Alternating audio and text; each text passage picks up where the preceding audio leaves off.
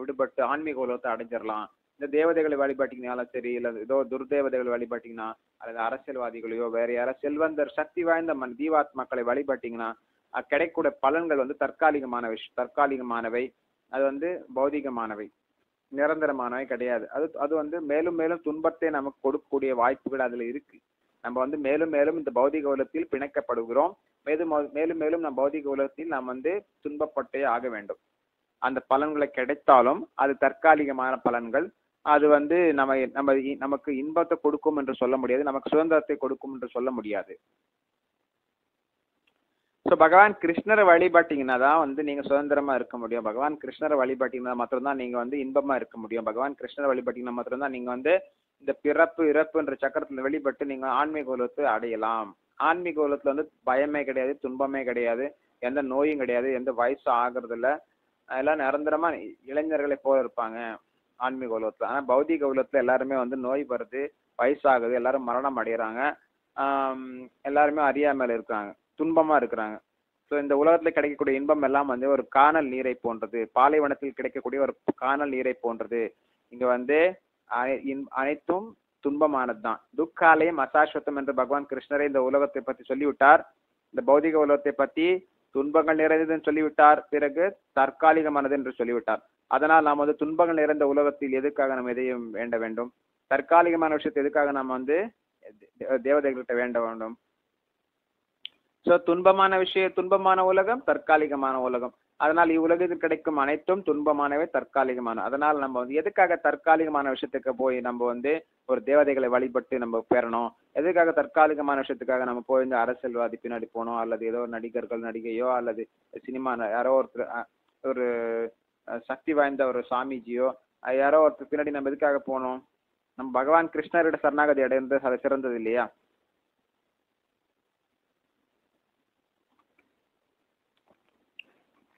So பகவான் கிருஷ்ணர் சரணாகதி அடைஞ்சோன்னா நம்ம வந்து அனைத்து நலன்களையும் பெற. அக்காம சர்வ காம மோக்ஷ காம உதாரதிகி. நீங்க எதை வேணும்னு கேட்டாலும் நீங்க பகவான் கிருஷ்ணர் கொடுப்பார். முக்தி முக்குலு தாஞ்சலி. முக்தி கூட உங்களுக்கு கொடுக்கறதுக்கு பகவான் கொடுக்கறதுக்கு ரெடியா இருக்கிறார். பகவான் முக்தியை வந்து நம்ம கிட்ட வந்து வணங்குது. ஸோ பக்தி தான் உயர்ந்தது. அப்புறம் பார்த்தீங்கன்னா உங்களுக்கு எந்த விருப்பமும் இல்லைன்னா கூட பரவாயில்ல, எல்லா விருப்பமும் இருந்தாலும் சரி, நீங்க வந்து பகவான் கிருஷ்ணர் தான் வழிபடணும். அக்காம சர்வ காம மோக்ஷ காம, மோட்சம் அடையணும்ன்ற காமம் இருந்தா கூட நீங்க பகவான் கிருஷ்ணர் தான் வழிபடணும்.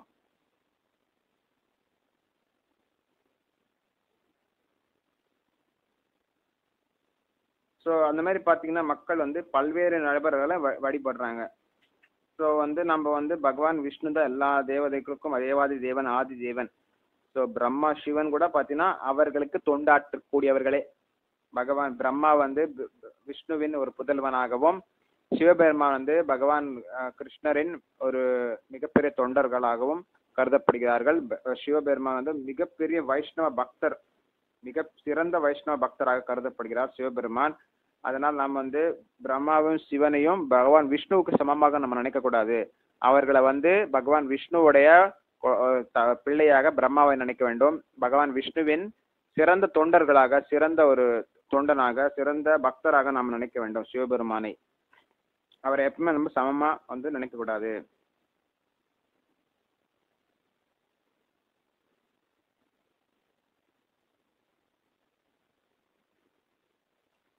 ஸோ அடுத்தது பார்த்தீங்கன்னா சாதுர்வர்ணியம் மயா சிருஷ்டம் குணகர்ம விபாகஷः தஸ்ய கர்த்தாரம் அப்பி மாம் வித்ய கர்த்தாரம் அவ்யயம்.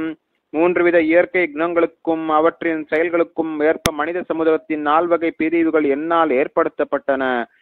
இம்முறையை படைத்தவன் நானே யாயினும் மாற்ற என்னை செயல்களுக்கு அப்பாற்பட்டவனாக அறிந்து கொள். ஸோ பகவான் கிருஷ்ணர் வந்து இந்த 3 குணத்தை வந்து படைச்சிருக்கிறார். இந்த 3 குணத்தை படைச்சிட்டு இந்த 3 குணத்துல மக்கள் வந்து செயல்படுறாங்க. இந்த 3 குணத்தை செயல்படுறப்ப வந்து 4 பிரிக்கப்படுகிறார்கள். சத்துவ குணத்தில் செயல்படுபவர்கள் பிராமணர்களாகவும், சத்துவகுணம் ரஜோகுணம் கலந்தாப்பில் இருப்பவர்கள் அல்லது கொஞ்சம் அவங்க வந்து ஒரு க்ஷத்திரியர்களை போலவும், ரஜோகுணம் தமோகுணம் கலந்தாப்பில் இருக்கிறவங்க, அதாவது பார்த்தீங்கன்னா ரஜோகுணம் தமோகுணம் கலந்தாப்பில் இருக்கிறவங்க பார்த்தீங்கன்னா வைஷ்யர்கள், தமோ குணம் அதிகமாக இருக்கிறவர்கள் சூத்திரர்கள். ஸோ க்ஷத்திரியர்கள், பிராமணர்கள், சத்திரியர்கள், வைஷ்யர்கள், சூத்திரர்கள். ஸோ சத்துவகுணம் அதிகமாக இருக்கிறவர்கள் பிராமணர்கள், சத்துவகுணம் ரஜோகுணம் கலந்தாப்பில் இருக்கிறவர்கள், சில தமோகுணமும் ஓரளவுக்கு இருக்கும். எல்லாருக்கிட்டையும் இந்த 3 குணங்கள் இருக்கும். ஆனால் வந்து பார்த்தீங்கன்னா ஒரு ப்ரிடாமினன்ஸ், ஒரு அதிகமாக சத்துவகுணம் இருக்கிறவர் பிராமணர்கள், அதிகமாக வந்து ரஜோகுணம் இருக்கிறவர்கள் சத்திரியர்கள், அதிகமாக ரஜோகுணமும் தமோகுணமும் கலந்தாப்புல இருக்கிறவர்கள் வைசியர்கள், தமோகுணம் அதிகமாக இருக்கிறவர்கள் பார்த்தீங்கன்னா சூத்திரர்கள். ஸோ அந்த குணங்கள் வந்து அதிகமாக இருக்கும். ஒரு குறிப்பிட்ட குணம் வந்து அதிகமாக இருக்கும் அவங்க கிட்ட. அதுக்கேற்ற மாதிரி தான் அவங்க செயல்படுவாங்க. இந்த 4 பிரிவையும் பகவான் கிருஷ்ணன் தான் உருவாக்கி இருக்கிறார்.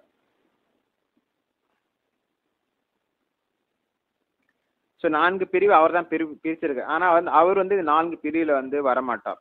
அவர் வந்து மாடு மேய்க்கிறவர்களாக வந்தால் கூட அவர் கிருஷ்ணர் வந்து வைஷ்யர் கிடையாது. அவர் வந்து ஒரு ராஜாவாக இருந்தார், ஆனால் கூட அவர் சத்திரியர் கிடையாது.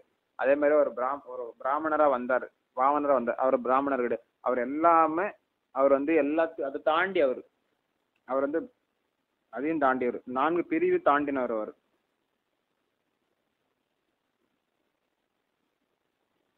கடவுளை எல்லாவற்றையும் படைப்பவர், எல்லாம் அவரிடமிருந்தே பிறந்தன. பொருளுரை அஸ்தபக்தி சுவாமி ஸ்ரீல பிரபுபாதிக்கு ஜெய். கடவுளை எல்லாவற்றையும் படைப்பவர், எல்லாம் அவரிடமிருந்தே பிறந்தன, எல்லாம் அவரிலேயே லயிக்கின்றன, அழிவிற்கு பின் எல்லாம் அவரிலேயே தங்குகின்றன. எனவே சமூக நிலையின் 4 பிரிவுகளுக்கும் அவரே படைப்பாளி. இதில் முதற் பிரிவு சத்துவகுணத்தில் நிலை பெற்றுள்ள பிராமணர் என்று அழைக்கப்படுகிறார். அறிஞர் குலத்தோர். அடுத்து சத்திரியர் என்று அழைக்கப்படுவர். அடுத்தது சத்திரியர் என்று அழைக்கப்படும் ரஜோகுணத்தில் நிலை பெற்றுள்ள ஆளும் குலத்தோர். வைசியர்கள் என்று அழைக்கப்படும் வியாபாரிகள் ரஜோகுணமும் தமோகுணமும் கலந்த குணமுடையோர். தொழிலாளர்களான சூத்திரர்கள் தமோகுணத்தில் உள்ளனர். மனித குலத்தின் இந்நான்கு பிரிவுகளை படைத்தவராயினும் கூட பகவான் கிருஷ்ணர் இவற்றில் எந்த பிரிவையும் சார்ந்தவர் அல்ல. ஏனெனில் அவர் மனித சமுதாயத்தின் கட்டுண்ட ஆத்மாக்களில் ஒருவர் அல்ல. மனித சமுதாயம் மிருக சமுதாயத்தை போன்றதே. ஆனால் மிருக நிலையிலிருந்து மனிதரை உயர்த்தி அவர்களிடம் கிருஷ்ண உணர்வை முறையாக வளர்ப்பதற்காக மேற்கூறிய பிரிவுகள் பகவானால் படைக்கப்பட்டுள்ளன. ஒரு குறிப்பிட்ட செயலை செய்வதில் மனிதனுக்கு இருக்கும் நாட்டம் அவன் பெற்றுள்ள ஜட இயற்கையின் குணத்தை பொறுத்தது. குணங்களுக்கேற்ப செய்யப்படும் செயல்களின் அறிகுறிகள் இந்நூலின் 18ஆம் அத்தியாயத்தில் விளக்கப்பட்டுள்ளன. அவ்வாறு இருப்பினும் கிருஷ்ண உணர்வில் இருப்பவன் பிராமணனை விட உயர்ந்தவன் ஆவான். பிராமணர் என்று அழைக்கப்படுவோர் பரமபூர்ண உண்மையான பிரம்மனை அறிந்திருக்க வேண்டும் என்ற போதிலும் இவர்களில் பெரும்பாலானோர் பகவான் ஸ்ரீகிருஷ்ணரின் அருவ பிரம்மனை நாடுகின்றனர். ஆனால் பிரம்மனின் எல்லைக்கு உட்பட்ட ஞானத்தை கடந்து பரமபுருஷ பகவானான ஸ்ரீகிருஷ்ணரை பற்றிய ஞானத்தை அடைந்தவர் கிருஷ்ண உணர்வில் உள்ளவர் அல்லது வைஷ்ணவர் என்று அழைக்கப்படுகிறார். கிருஷ்ண உணர்வு என்பது ராமர், நரசிம்மர், வராகர் போன்ற சுய விரிவங்களை பற்றிய அறிவையும் உள்ளடக்கியதாகும். கிருஷ்ணர் மனித சமுதாயத்தின் 4 பிரிவுகளுக்கு அப்பாற்பட்டோர் என்பதால் கிருஷ்ண உணர்வில் இருப்பவனும் மனித சமுதாயத்தின் எல்லா பிரிவுகளுக்கும் சமூகம், நாடு அல்லது இனம் என்று எப்படி பிரித்தாலும் அதற்கு அப்பாற்பட்டவன் ஆவான். ஸோ அதெல்லாம் பார்த்தீங்கன்னா நம்ம வந்து இந்த 3 குணத்தை பகவான் கிருஷ்ணன் படைச்சிருக்கிறார். அது 4 நான்கா வந்து மனிதர்களை பிரித்திருக்கிறார். அது அவர் தான் படைச்சிருக்கிறார். ஆனால் அவர் வந்து இந்த 3 குணத்துக்கு அப்பாற்பட்டவர், 4 வர்ண ஆசிரமத்துக்கு முறைக்கு அப்பாற்பட்டவர் அவர்.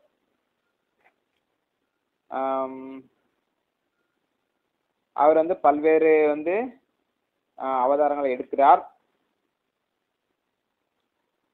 ராமராகவும், நரசிம்மராகவும், வராகராகவும் போன்ற சுய உரிமைகளை பல்வேறு அவதாரங்கள் எடுக்கிறார்.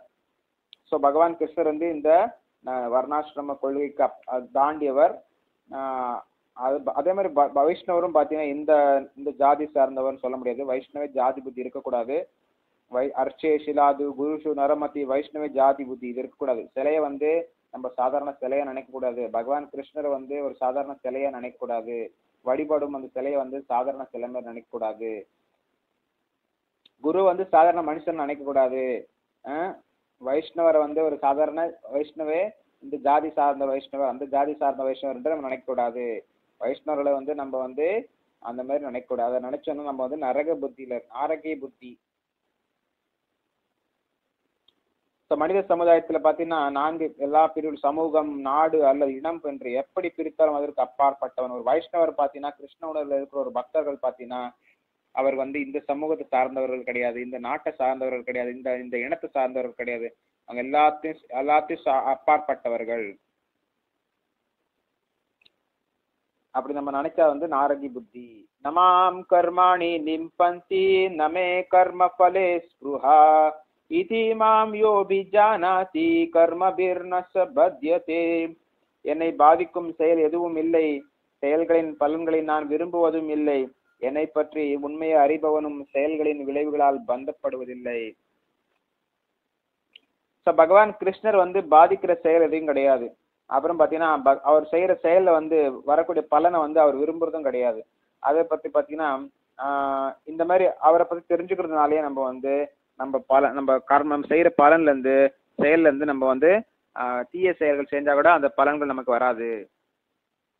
ஸோ பொருளுரை அசபக்தி சில பிரபாத்க்கு ஜே. அரசன் தவறிழைக்க முடியாது அல்லது நாட்டின் சட்டங்களுக்கு அரசன் உட்பட்டவன் அல்ல என்று பௌதிக உலகின் சட்டங்கள் கூறுகின்றன. அது போலவே பௌதிக உலகின் படைப்பாளியாக இருந்தும் இறைவன் இவ்வுலக செயல்களால் பாதிக்கப்படுவதில்லை. அவர் படைக்கின்றார், இருப்பினும் படைப்பிலிருந்து தனித்து விளங்குகின்றார். ஆனால் ஜீவாத்மாக்களோ ஜட உலகை ஆடும் தமது தன்மையின் காரணத்தால் பௌதிக செயல்களின் கர்ம விளைவுகளால் கட்டுண்டு விடுகின்றனர்.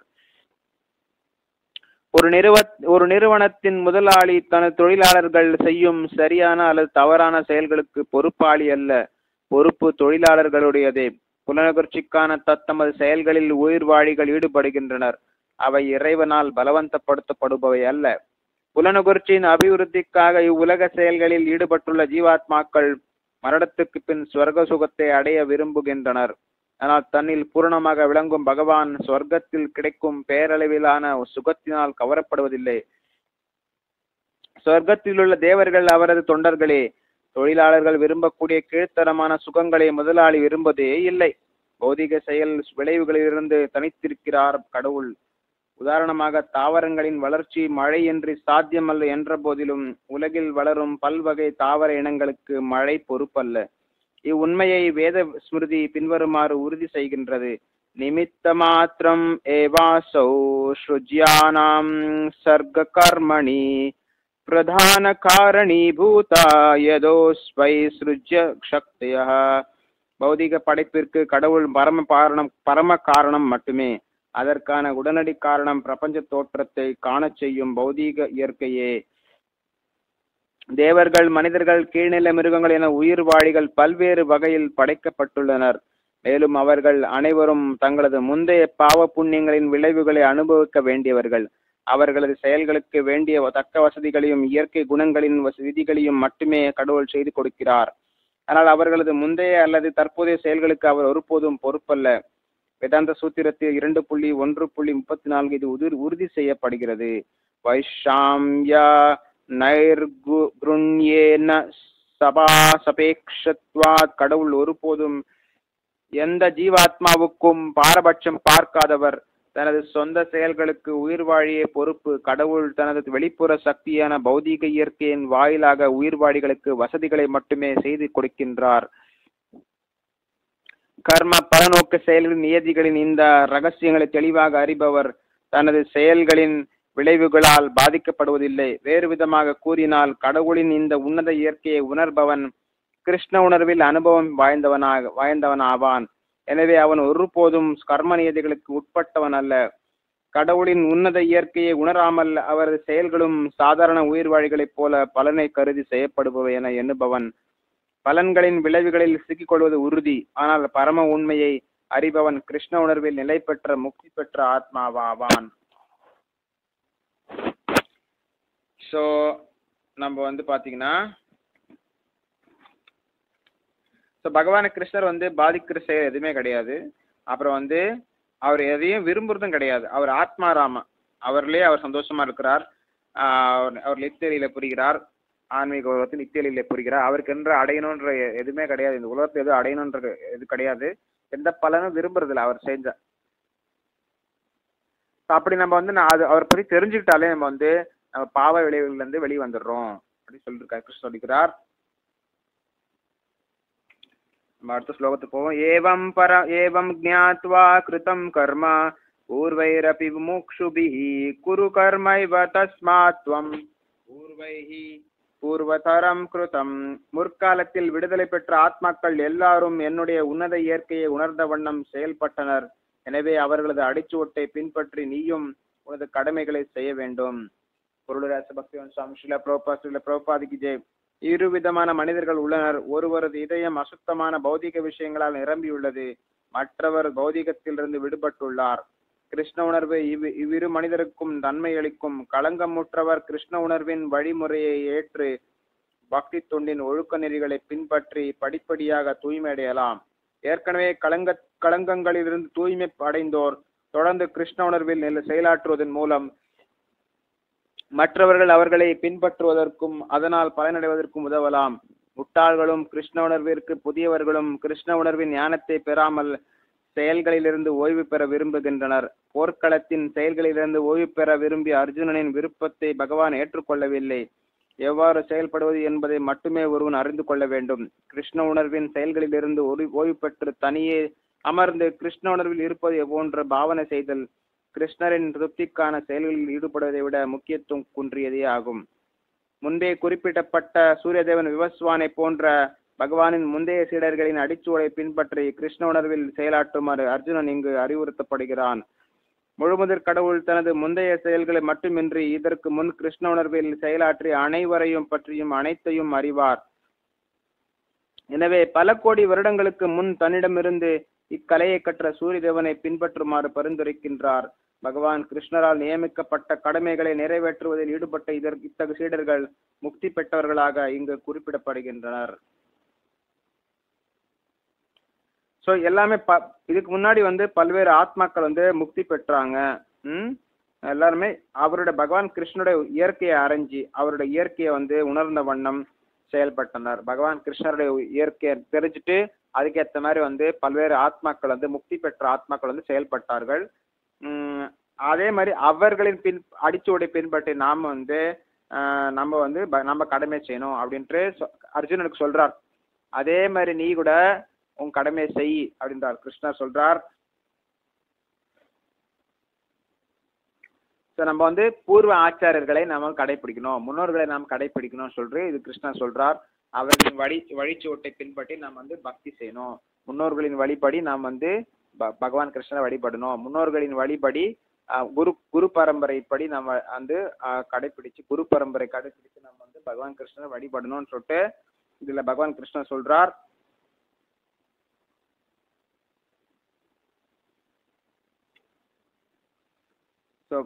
நம்ம அடுத்த பதத்தை பார்ப்போம். கிம் கர்ம கிம கர்மேதி கவயோ யத்ர மோஹிதாஹ தத்தே கர்ம பிரவக்ஷ்யாமி யஜ்ஞாத்வா மோக்ஷேசே சுபாத். அறிவுடையோரும் எது கர்மம் செயல் எது அக்கர்மம் செயலின்மை என்பதில் குழம்புகின்றனர். கர்மா என்பது என்ன என்பதை நான் இப்போது உனக்கு விளக்குகிறேன். இதை அறிவதால் எல்லா துரதிருஷ்டத்திலிருந்து நீ விடுதலை பெறுவாய்.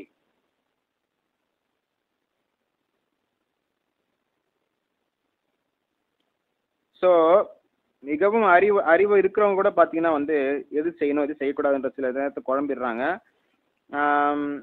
அது எப்படி என்ன கிருஷ்ணர் சொல்றார், கர்மான்றது என்னன்றது கிருஷ்ணர் இப்போ சொல்றார். அதை நம்ம தெரிஞ்சுக்கிறதுனாலே நம்ம பார்த்தீங்கன்னா துரதிருஷ்டத்தை நம்ம விடுதலை பெறுவோம். நம்ம துரதிருஷ்டம் நம்ம கிட்ட வராது. பொருளுரை என்ன சொல்றான்னு பார்ப்போம், புரோபா என்ன சொல்றான்னு பார்ப்போம். கிருஷ்ண உணர்வின் செயல்களை அங்கீகாரம் பெற்ற முந்தைய பக்தர்களின் உதாரணத்தை பின்பற்றி செயல்பட வேண்டும். இது 15வது பதத்தில் பரிந்துரைக்கப்பட்டுள்ளது. இத்தகைய செயல்களை தன்னிச்சைப்படி ஏன் செயலாற்றக்கூடாது என்பது பின்வரும் பதத்தில் விளக்கப்படும். இவ்வத்தியாயத்தின் ஆரம்பத்தில் விளக்கியபடி கிருஷ்ண உணர்வில் செயலாற்ற வேண்டுமெனில் குரு சீட பரம்பரையில் வரும் அதிகாரம் பெற்ற நபரின் தலைமையை பின்பற்ற வேண்டும். கிருஷ்ண உணர்வின் வழிமுறை முதலில் சூரிய தேவனுக்கு உபதேசிக்கப்பட்டு சூரிய தேவனால் மனுவிற்கும் மனுவினால் இக்ஷ்வாகுவிற்கும் உபதேசிக்கப்பட்டது. இவ்வாறு புராதன காலத்திலிருந்தே இவ்வழிமுறை உலகில் நிலவி வந்துள்ளது. எனவே சீடத்தொடரில் வரும் முந்தைய அதிகாரிகளின் அடிச்சுவட்டை ஒருவன் பின்பற்ற வேண்டும். இல்லாவிடில் மிகுந்த புத்திசாலி மனிதனும் கிருஷ்ண உணர்விற்கான சீரிய செயல் எது என்பதில் குழப்பம் அடையக்கூடும். இதற்காகத்தான் கிருஷ்ண உணர்வை தாமே நேரடியாக அர்ஜுனனுக்கு உபதேசம் செய்வதற்கு முடிவு செய்தார் பகவான். அர்ஜுனன் பகவானிடமிருந்து நேரடி உபதேசத்தை பெற்றதால் அர்ஜுனனின் அடிச்சுவடை பின்பற்றுவோர் நிச்சயமாக குழப்பமடைவதில்லை. பக்குவமற்ற பரிசோதனைகளின் மூலம் தர்மத்தின் வழிகளை எவரும் உறுதிப்படுத்த முடியாது என்று கூறப்பட்டுள்ளது. உண்மையில் தர்மத்தின் நெறிகளை பகவான் மட்டுமே விதிக்க முடியும். தர்மம் து சாக்ஷாத் பகவத் பிரணீதம். பாகவதம் 6.3.19. பக்குவமற்ற மனக்கற்பனையால் யாரும் தர்மத்தின் கொள்கைகளை புதிதாக உண்டு பண்ண முடியாது. பிரம்மா, சிவன், நாரதர், மனு, குமாரர்கள், கபிலர், பிரகலாதர், பீஷ்மர், சுகதேவ கோஸ்வாமி, யமராஜர், ஜனகர், பலி மகாராஜர் போன்ற மாபெரும் அதிகாரிகளின் அடிச்சுவடை பின்பற்ற வேண்டும். மனக்கற்பனையால் தர்மத்தையோ தன்னுணர்வையோ எவராலும் உறுதியாக உணர முடியாது. எனவே பக்தர்களின் மீதான தனது காரணமற்ற கருணையால் கர்மா என்றால் என்ன, அகர்மம் என்றால் என்ன என்பதை அர்ஜுனனுக்கு பகவான் நேரடியாக உபதேசிக்கிறார். கிருஷ்ண உணர்வில் செய்யப்படும் செயல்கள் மட்டுமே பௌதிக பந்தத்திலிருந்து ஒருவனை விடுவிக்கும். ஸோ நம்ம எப்பவுமே முன்னோர்களின் வழியை பின்பற்ற வேண்டும், ஆச்சாரியர்களின் வழியை பின்பற்ற வேண்டும், பக்தர்களின் வழியை பின்பற்ற வேண்டும், மகாஜனர்களின் வழியை பின்பற்ற வேண்டும். 12 மகாஜனர்கள் அவர்களின் வழிப்படி நாம் செயல்பட வேண்டும். அப்படி செயல்பட்டோமே ஆனால் நம் வெற்றி நிச்சயம்.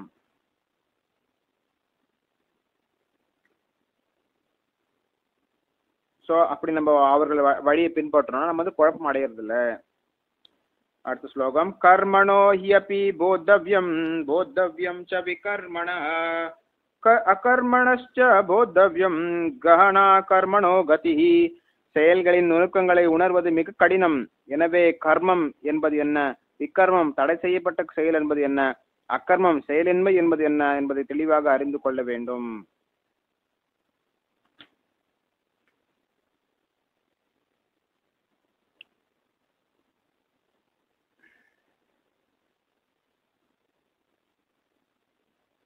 ஸோ பொருளுரை அர்த்தபக்திவம்சம் ஸ்ரீல பிரபுபாத் கி ஜெய். பௌதிக பந்தத்திலிருந்து விடுபடுவதற்கான உண்மையான ஆர்வம் ஒருவனிடம் இருந்தால் கர்மம், அக்கர்மம் மற்றும் விகர்மம் என்பனவற்றின் வேறுபாட்டை அவன் தெளிவாக உணர வேண்டும். இது மிகவும் கடினமான விஷயம் என்பதால் கர்மம், அக்கர்மம் மற்றும் விகர்மத்தை ஆய்ந்து அறிவதில் ஒருவன் முழு முனைப்புடன் தன்னை விடுபடுத்த வேண்டும். கிருஷ்ண உணர்வையும் குணங்களுக்கு ஏற்ற அதன் செயல்களையும் அறிந்து கொள்ள தனக்கும் கடவுளுக்கும் உள்ள உறவினை அறிய வேண்டும். அதாவது ஒவ்வொரு உயிர் வாழியும் இறைவரின் நித்திய சேவகன் என்பதையும் அனைவரும் கிருஷ்ண உணர்வில் செயலாற்ற வேண்டியவர்கள் என்பதையும் அறிவுடையவன் தெளிவாக அறிவான். பகவத்கீதை முழுவதும் இந்த முடிவை நோக்கியே நம்மை அழைத்து செல்கின்றது. இந்த முடிவிற்கும் இதனை சார்ந்த செயல்களுக்கும் எதிரான எல்லா முடிவுகளும் விகர்மங்கள் அல்லது தடை செய்யப்பட்ட செயல்களாகும். இவற்றை எல்லாம் புரிந்து கொள்ள ஒருவன் கிருஷ்ண உணர்வின் அதிகாரிகளோடு தொடர்பு கொண்டு அவர்களிடமிருந்து ரகசியத்தை அறிய வேண்டும். இவ்வாறு அறிவது பகவானிடமிருந்து நேரடியாக கற்பதை போன்றதாகும். இல்லாவிடில் மிகச்சிறந்த அறிவாளியும் குழப்பமடைவான். ஓம் அஜ்ஞானதிமிராந்தஸ்ய ஞானாஞ்சன ஷராகயா சக்ஷுருன்மிலிதம் ஏன தஸ்மை ஸ்ரீ குருவே நமः. நம ஓம் விஷ்ணுபாதாய கிருஷ்ண பிரேஷ்டாய பூதலே श्रीमते जयपताक स्वामी नामिने नम आचार्य पादाय निताय कृपा प्रदायिने गौरकथा धामदाय नगर ग्रामतारिणे नम ओम विष्णु पादाय कृष्ण प्रेष्ठाय भूतले श्रीमते भक्तिवेदांत स्वामी नामिने नमस्ते सरस्वती देवे गौरवाणी प्रचारिणे निर्विशेषा शून्यवादी पाश्चात्य जय श्री कृष्ण चैतन्य प्रभु नित्यानंद श्री अद्वैत गदाधर श्रीवासादि गौर भक्तवृंद हरे कृष्णा कृष्ण कृष्ण हरे हरे हरे राम राम राम हरे हरे हरे कृष्णा कृष्ण कृष्ण हरे हरे हरे राम राम राम हरे हरे. இன்னைக்கு நம்ம பகவத்கீதை 4ஆம் அத்தியாயம் 17வது பதத்தை படிப்போம். கர்மணோ ஹ்யபி போத்தவ்யம் போத்தவ்யம் ச விகர்மணः அகர்மணஸ்ச போத்தவ்யம் கஹனா கர்மணோ கதிஹி. மொழிபெயர்ப்பு பொருளுரை அ.ச. பக்திவேதாந்த சுவாமி ஸ்ரீல பிரபுபாத் கி ஜெய். செயல்களின் நுணுக்கங்களை உணர்வது மிக கடினம். எனவே கர்மம் செயல் என்பது என்ன, விகர்மம் தடை செய்யப்பட்ட செயல் என்பது என்ன, அகர்மம் அக்கர்மம் செயலின்மை என்ன என்பதை தெளிவாக அறிந்து கொள்ள வேண்டும். பொருளுரை. பௌதீக பந்தத்திலிருந்து விடுபடுவதற்கான உண்மையான ஆர்வம் ஒருவனிடம் இருந்தால் கர்மம், அகர்மம் மற்றும் விகர்மம் என்பவற்றின் வேறுபாட்டை அவன் தெளிவாக உணர வேண்டும். இது மிகவும் கடினமான விஷயம் என்பதால் கர்மம், அகர்மம் மற்றும் விகர்மத்தை ஆழ்ந்து அறிவதில் ஒருவன் முழு முனைப்புடன் தன்னை ஈடுபடுத்த வேண்டும். கிருஷ்ண உணர்வையும் குணங்களுக்கேற்ற அதன் செயல்களையும் அறிந்து கொள்ள தனக்கும் கடவுளுக்கும் உள்ள உறவினை அறிய வேண்டும்.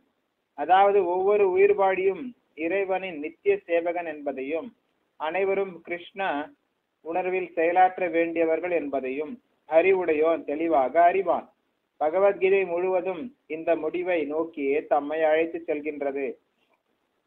இந்த முடிவிற்கும் இதனை சார்ந்த செயல்களுக்கும் எதிரான எல்லா முடிவுகளும் விகர்மங்கள் அல்லது தடை செய்யப்பட்ட செயல்களாகும். இவற்றை எல்லாம் புரிந்து கொள்ள ஒருவன் கிருஷ்ண உணர்வின் அதிகாரிகளோடு தொடர்பு கொண்டு அவர்களிடமிருந்து இரகசியத்தை அறிய வேண்டும். இவ்வாறு அறிவது பகவானிடமிருந்து நேரடியாக கற்பதை போன்றதாகும். இல்லாவிடில் மிகச்சிறந்த அறிவாளியும் குழப்பமடைவான். ஸோ இது பாத்தீங்கன்னா நம்ம நிறைய விஷயத்த புரிஞ்சுக்கணும். அப்பதான் நம்ம தெளிவா நம்ம வாழ்க்கையை வாழ முடியும். அப்பதான் கிருஷ்ண பக்தியில வளர முடியும். ஸோ கிருஷ்ண பக்தியில நமக்கு சில கட்டுப்பாடுகள் இருக்கு. சில செய்யணும்னு சொல்லியிருக்கு, சில செய்யக்கூடாதுன்னு சொல்லியிருக்கு, சிலது செய்யாம விட்டுறலாம். அது பார்த்தீங்கன்னா சில விஷயங்கள் செய்யணும். அதாவது தினமும் 16 வாட்டி ஜபம் பண்ணணும். ஹரே கிருஷ்ண மந்திரத்தை 16 மாலை 108 into 16 வாட்டி ஜபம் பண்ணணும். இது கண்டிப்பாக செய்யணும். இது ஒவ்வொரு தீட்சை எடுத்த பக்தர்களும், இஸ்கானில் இருக்க தீட்சை எடுத்த பக்தர்களும் கண்டிப்பாக 16 மாலை ஜபம் பண்ணணும். ஹரே கிருஷ்ண மகாமந்திர ஜபம் செய்யணும். இது செயல்பட வேண்டும். திருவரும் மங்களாரத்தி அட்டன் பண்ணுறது, தர்ஷனார்த்தி அட்டன் பண்ணுறது, குரு பூஜை இதெல்லாம் கண்டிப்பாக செய்யணும். ஜபம் பண்ணுறது, அப்புறம் மார்னிங் நித்திய சாதனைகள் செய்யணும். அதுக்கப்புறம் தினமும் குளிக்கணும். அதுக்கப்புறம் பார்த்தீங்கன்னா பிரசாதத்தை தான் தினமும் பிரசாதத்தை தான் எடுத்துக்கணும். அப்புறம் பார்த்தீங்கன்னா கிருஷ்ணருக்கு ஏதாவது சேவை செய்யணும். அதிகாரிகள் கூறியபடி கிருஷ்ணருக்கு ஏதாவது சேவை செய்யணும். அவங்க பிரம்மச்சாரியோ, கிரகஸ்தரோ, சன்னியாசியோ, வானப்பிரஸ்தோ அவங்க நிறைவேற்ற மாதிரி இதை சர்வீஸ் செஞ்சுட்டு போகணும். அதனால செயல்கள் செய்யணும். சில விஷயத்தை 4 விதிமுறைகளை கடைபிடிக்கணும். அதாவது போதை மருந்து சாப்பிடக்கூடாது, மாமிசத்தை சாப்பிடக்கூடாது, சூதாட்டக்கூடாது, தவறான பெண்களின் பழக்க வழக்கம் இருக்கக்கூடாது. இந்த 4 விஷயத்த செய்யக்கூடாது.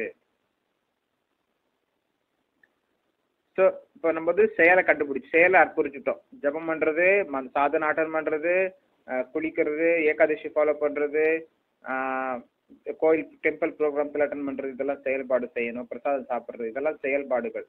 செய்யக்கூடாது என்னன்னா இந்த போதை மருந்து சாப்பிடக்கூடாது, சாராய, பீடா, பான், பீடா, குட்கா போன்ற எந்த போதை மருந்து, லிக்கரு எதுவுமே போதை மருந்து சாப்பிடக்கூடாது. காஞ்சா, சிகரெட் எதுவுமே சாப்பிடக்கூடாது. போதை மருந்து சாப்பிடாது. 2வது தவறான பெண்கள் பழக்கம் இருக்கக்கூடாது.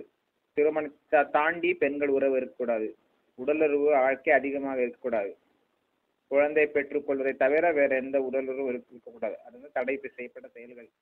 2வது 3வது சூதாட்டக்கூடாது. சூதாட்டம், கிரிக்கெட் போன்ற எந்த சூதாட்டமும் இருக்கக்கூடாது. ரம்மி, கிரிக்கெட் ஏதோ ஒரு 1000 சூதாட்டம் கண்டுபிடிச்சி வச்சிருக்காங்க. இப்போ இந்த செஸ்ஸு அல்லது இந்த டைஸ் கேம் அந்த மாதிரி பல்வேறு சூதாட்டத்தை ஆடக்கூடாது. அதுக்கப்புறம் மாமிசம் சாப்பிடக்கூடாது. மாது, சூது, மாமிசம் சாப்பிடக்கூடாது. மாமிசம் சாப்பிடக்கூடாது. ஸோ இதெல்லாம் தடை செய்யப்பட்ட செயல்கள்.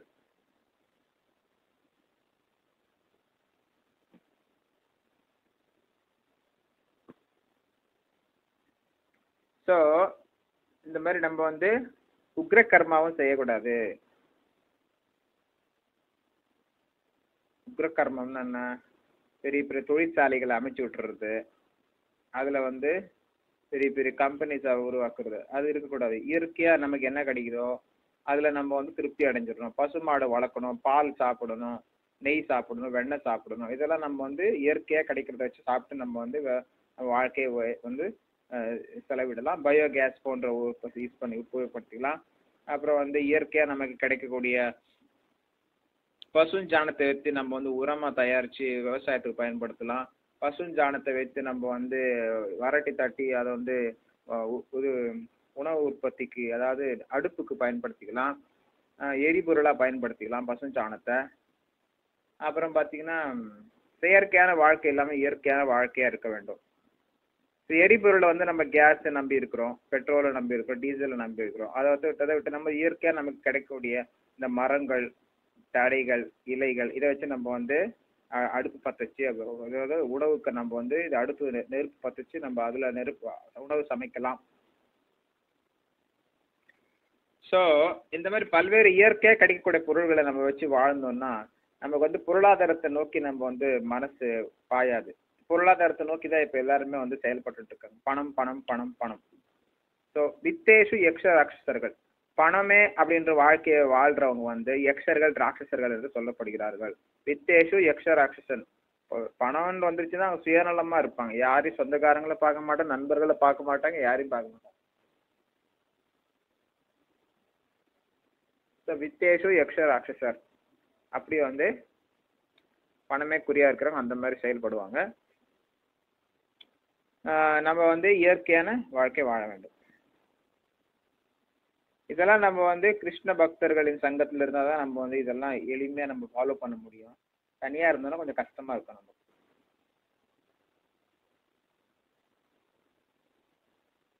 கர்மண்ய கர்மயः பஷ்யேத் கர்மணி ச கர்மயः स बुद्धिमान मनुष्येषु सयुक्ता कृष्ण कर्म कृत. கர்மத்தில் அகர்மத்தையும் அகர்மத்தில் கர்மத்தையும் காண்பவனே மனிதரில் அறிவுடையவனாகிறான். எல்லாவித செயல்களில் ஈடுபட்டிருந்தாலும் அவன் உன்னத நிலையில் நிலை பெற்றுள்ளான். பொருளுரை பக்தன் சமஸ்ரீல பிரபுபாதிக்கு ஜெய். கிருஷ்ண உணர்வில் செயல்படுபவன் இயற்கையாகவே கர்மபந்தத்திலிருந்து விடுபட்டுள்ளான். அவனுடைய செயல்கள் அனைத்தும் கிருஷ்ணருக்காகவே செய்யப்படுகின்றன. எனவே அவன் செயல்களின் பலன்களால் இன்புறுவதோ துன்புறுவதோ இல்லை. இதனால் அவன் கிருஷ்ணருக்காக எல்லாவித செயல்களில் ஈடுபட்டிருந்தாலும் மனித சமுதாயத்தில் புத்திசாலியாக கருதப்படுகிறான். அக்கர்மம் என்றால் விளைவுகளை கொடுக்காத செயல்கள் என்று பொருள். பலநோக்கு செயல்கள் தனுணர்வு பாதையில் தடைக்கற்களாக இருக்கும் என்ற பயத்தால் அருவவாதிகள் எல்லா செயல்களையும் அறவே கைவிடுகின்றான்.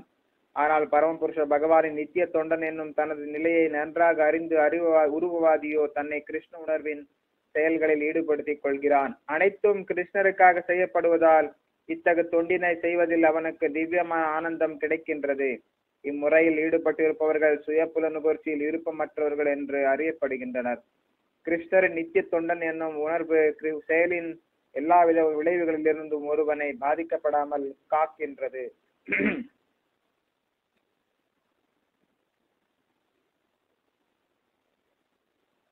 ஸோ பல்வேறு விஷயத்துல வந்து நம்ம வந்து தெளிவா புரிஞ்சுக்கணும்னா நம்ம கிருஷ்ண பக்தர்களின் சங்கத்துல இருக்கணும். அப்பதான் நம்ம வந்து இதெல்லாம் விஷயம் எல்லாம் புரியும்.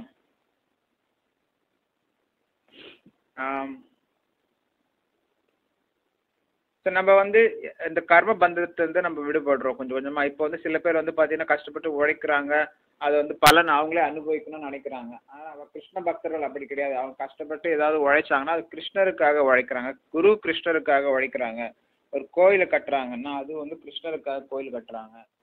புக்கை வந்து பதிப்பிட்டு பிரச்சாரம் செய்யறாங்கன்னா அது கிருஷ்ணருக்காக, பிரபுபாதுக்காக, குருவுக்காக பண்றாங்க. அப்படி வந்து கர்ம பந்தத்துல இருந்து கொஞ்சம் கொஞ்சமா விடுபடுறாங்க. என்ன செயலை செஞ்சாலும் கிருஷ்ணருக்காக செய்கிறாங்க. அவனுக்கு பாடுறதோ, அப்புறம் வந்து பகவத்கீதை பற்றி பிரச்சாரம் பண்ணுறதோ, கோயில் வாசனை பண்ணுறதோ, அந்த மாதிரி எல்லா செயல்களும் பார்த்தீங்கன்னா அவங்க கிருஷ்ணருக்காக செய்கிறாங்க. இதனால் அவங்க வந்து கர்ம பந்தத்திலிருந்து வெளிப்படுறாங்க. அவங்க சாப்பிட்றதும் கிருஷ்ண பிரசாதம் சாப்பிட்றாங்க, நைவேத்தியம் பண்ணி சாப்பிட்றாங்க, கோயிலே ரெஸ்ட் எடுக்கிறாங்க, கோயிலை பாதுகாக்கிறாங்க. ஸோ எல்லா விதமான செயல்களும் கிருஷ்ணருக்காக செய்யறதுனால அவங்க வந்து கர்ம பந்தத்தை வந்து வெளிப்படுறாங்க. இப்போ நம்ம மற்றவர்கள் என்னன்னா அவங்க சுய திருப்திக்காக செய்கிறாங்க. அவங்க வந்து கிருஷ்ணரை வழிபடுறதுனால கிருஷ்ண லோகத்துக்கு போவாங்க. மக்கள் வந்து முன்னோர்களை வழிபடுறதோ அல்லது அரசியல்வாதி வழிபடுறதோ அல்லது வேற யாரோ பூதங்களை வழிபடுறதோ செய்யறதுனால அவங்க லோகத்துக்கு அவங்க போவாங்க. எல்லாருமே ஏதோ செயல்கள் செஞ்சுட்டு தான் இருக்காங்க. அவங்க ஏற்கனவே சொன்ன மாதிரி 3 குணத்துக்கு பிடியிலும் நம்ம காலத்தின் பிடியிலும் நம்ம இருக்கிறோம். 3 குணத்தின் பிடியில இருக்கிறப்ப வந்து நம்ம சத்துவ குணத்துல இருந்தானா விஷ்ணுவையும் விஷ்ணு பக்தர்களையும் வழிபடுவோம். ரஜோகுணத்துல இருந்தானா பிரம்மாவை போன்ற உருவாக்குபவர்களை வழிபடுவோம். பெரிய பெரிய அரசியல்வாதியை வழிபடலாம், அல்ல பெரிய பெரிய உருவாக்கும் இந்த தொழில்நுட்ப வல்லுநர்களோ பெரிய பெரிய தொழிலாளர் அதாவது கம்பெனிகளை முதலாளிகளே வழிபடுவார்கள். ரஜோகுணத்தில் இருப்பவர்கள் பெரிய பெரிய அரசியல்வாதியோ அல்ல பெரிய பெரிய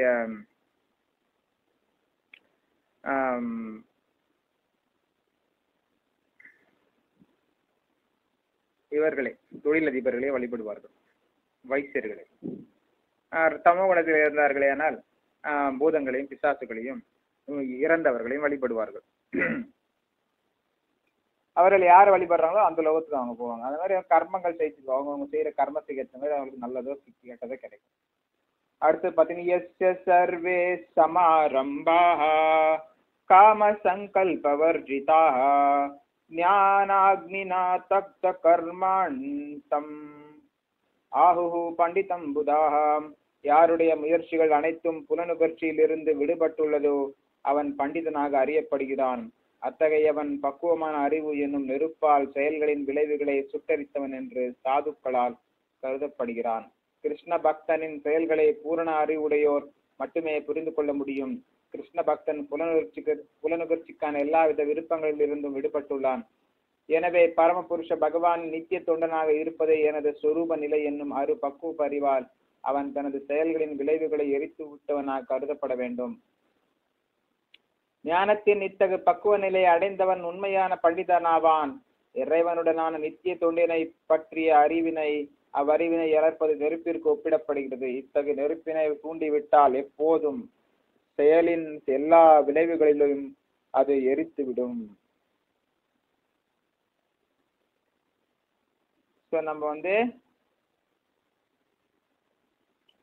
புலனுகர்ச்சிக்காக நம்ம வந்து முயற்சி செய்யக்கூடாது. அந்த முயற்சி வந்து விட்டுறணும். புலனுகர்ச்சின்றது என்னன்னா போதை மருந்து சாப்பிடுறது, தவறான பெண்களின் பழக்க வழக்கங்கள், மாமிசம் சாப்பிடுறது அல்லது வந்து சூதாடுறது, இதெல்லாம் வந்து புலனுகர்ச்சிக்காக நம்ம வந்து செயல்படக்கூடாது. இப்போ எது செஞ்சாலும் அதுக்கு பணம் தேவைப்படுது. பணம் தேவைப்பட்டுச்சுன்னா அதை நீங்க சம்பாதிக்கணும். அது நேர்மையாவோ அல்லது ஏமாற்றியோ எப்படி நீங்க சம்பாதிச்சாவது ஆகணும். புலனுகர்ச்சிக்காக நம்ம வந்து எந்த வேலையும் செய்யக்கூடாது. இயற்கையின்படி கிருஷ்ணரின் அருளால் நமக்கு என்னென்ன புலனுகர்ச்சி கிடைக்குதோ அதுல சந்தோஷமா நம்ம இருக்கணும். அப்படி நம்ம வந்து புலனுகர்ச்சியிலிருந்து ஆசிரியத்தை விடுபட்டுருமோ அப்ப வந்து பண்டிதர்கள் என்று நாம் அறியப்படுகிறோம். ஸோ நம்ம வந்து அறிவால் வந்து நம்ம வந்து பக்குவமான அறிவால் நெருப்பால் செயல்கள் என்னும் நெருப்பால் அறிவு இருந்துச்சுன்னா நம்ம வந்து தேவையில்லாத விஷயத்தை நம்ம வந்து செய்ய மாட்டோம். இல்ல விஷயம் செய்யலைன்னா நம்ம கர்ம வினைகளெல்லாம் வந்து அழிஞ்சிரும். தீய கர்ம வினைகள் அழிஞ்சிரும். கிருஷ்ண பக்தி செய்தாலே போதும். நம்ம வந்து கிருஷ்ணர் பக்தி செய்தாலே போதும். அது வந்து தீய விஷயத்தெல்லாம் அழிச்சிரும். 24 மணி நேரமும் கிருஷ்ண பக்தியில நம்ம ஈடுபட்டு இருக்கணும். அப்போ வந்து நம்ம வந்து இந்த தீய விஷயங்கள், கெட்ட புத்திகள், கெட்ட எண்ணங்கள், கெட்ட நண்பர்கள் இருந்து தூரம் இருக்கணும். சத்சங்கத்துல இருக்கணும். அப்பதான் வந்து நம்ம வந்து நல்ல புத்தி கிடைக்கும். நல்ல புத்தி இருந்தா நல்ல விஷயத்த செய்வோம். அப்புறம் தீய விஷயத்த நம்ம வந்து அழிச்சிரும். தெக்த்வா கர்ம ஃபலா சங்கம் நித்ய க்ருப்தோ நிராஸ்ரயः கர்மண்யபி பிரவருத்தோபி நைவ கிஞ்சித் கரோதி சஹ. தனது செயல்களின் பலன்களின் மீதான எல்லா பற்றுதலையும் துறந்து எப்போதும் திருப்தியுற்று சுதந்திரமாக விளங்கும் அவன் எல்லாவித செயல்களில் ஈடுபட்டிருந்தாலும் எந்த பலன் நோக்கு செயலையும் செய்வதில்லை.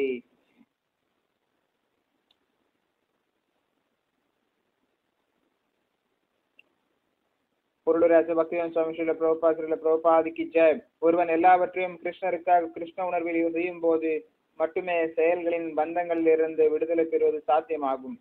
கிருஷ்ண பக்தன் பரமபுருஷ பகவானிடம் உள்ள தூய அன்பில் செயல்படுவதால் செயலின் பலன்களில் அவனுக்கு எவ்வித கவர்ச்சியும் இல்லை. அனைத்தையும் கிருஷ்ணரிடம் ஒப்படைத்து விட்டதால் அவன் தனது சுய பராமரிப்பையும் பொருட்படுத்துவதில்லை. மேலும் சொத்துக்களை சேர்ப்பதற்கோ ஏற்கனவே தன்னிடம் உள்ள சொத்துக்களை பாதுகாப்பதற்கோ அவன் கவலைப்படுவதில்லை. தன் கடமையை தன்னால் இயன்றவரை திறமையாக செய்துவிட்டு அனைத்தையும் கிருஷ்ணரிடம் விட்டுவிடுகின்றான். இத்தகு பற்றற்ற மனிதன் நல்ல தீய விளைவுகளிலிருந்து எப்போதும் விடுபட்டுள்ளான். எனவே அவன் எதையும் செய்யாதது போலவே யாகிறது. இதுவே அகர்மா அல்லது பலன் விளைவுகளற்ற செயல் என்பதன் அறிகுறி ஆகும். எனவே கிருஷ்ண உணர்வின் செயலை தவிர மற்ற செயல்களை அனைத்தும் செய்பவனை பந்தப்படுத்துவதால் முன்னரே விளக்கியது போல் அவை விகர்மா எனப்படும்.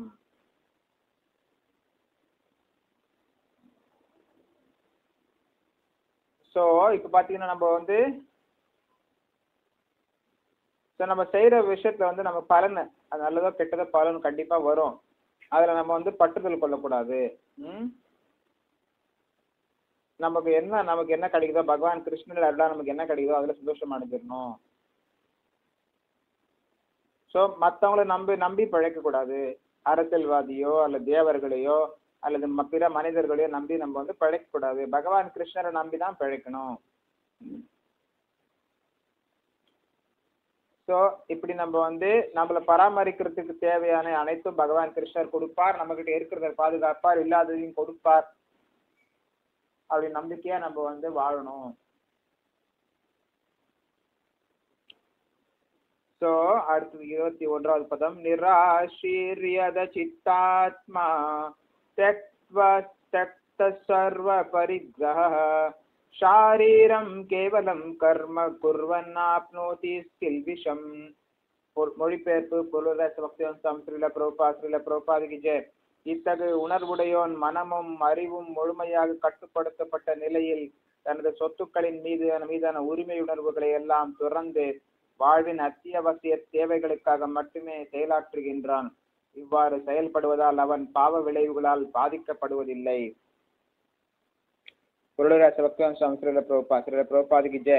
இத்தகு உணர்வுடையோன் மனமும் அறிவும் முழுமையாக கட்டுப்படுத்தப்பட்ட நிலையில் தனது சொத்துக்களின் மீதான உரிமை உணர்வுகளை எல்லாம் துறந்து வாழ்வின் அத்தியாவசிய தேவைகளுக்காக மட்டுமே செயலாற்றுகின்றான். இவ்வாறு செயல்படுவதால் அவன் பாவ விளைவுகளால் பாதிக்கப்படுவதில்லை.